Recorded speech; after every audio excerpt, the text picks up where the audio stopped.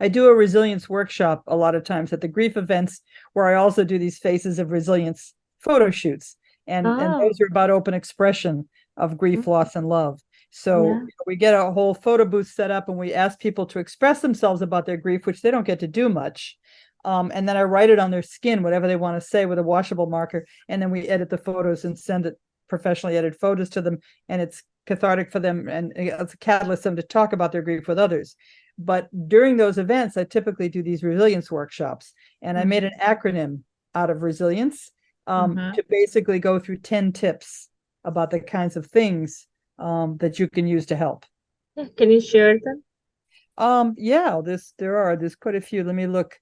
Um, well, one of them, and I'll just read these real quick. I won't go into depth because Yeah, I probably don't have time.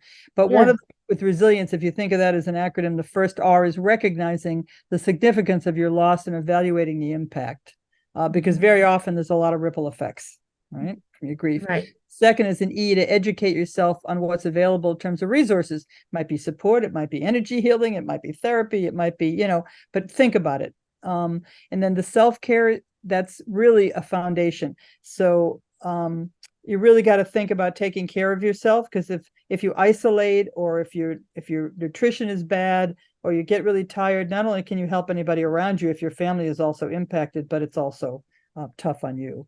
And then identifying support options that fit your style is the I, because yeah, it's same things don't work for everybody. Like Mhm. religion's great for some and not for others.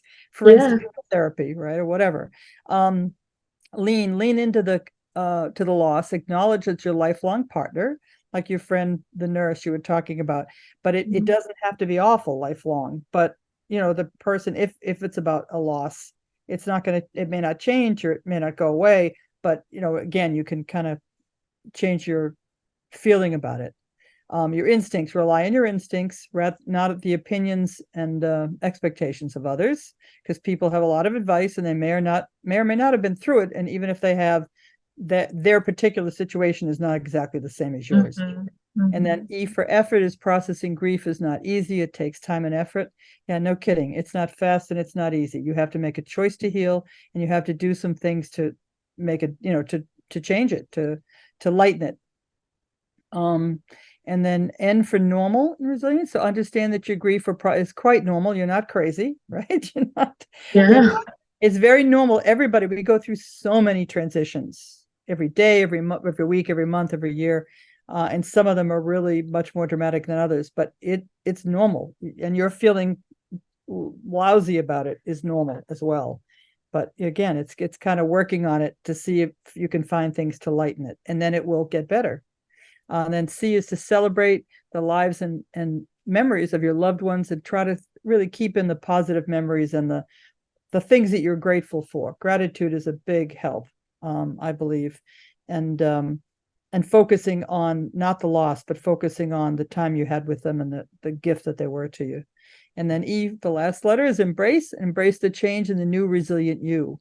And really, pat yourself on the back and congratulate yourself for having made progress with this stuff, because it's not easy, you know.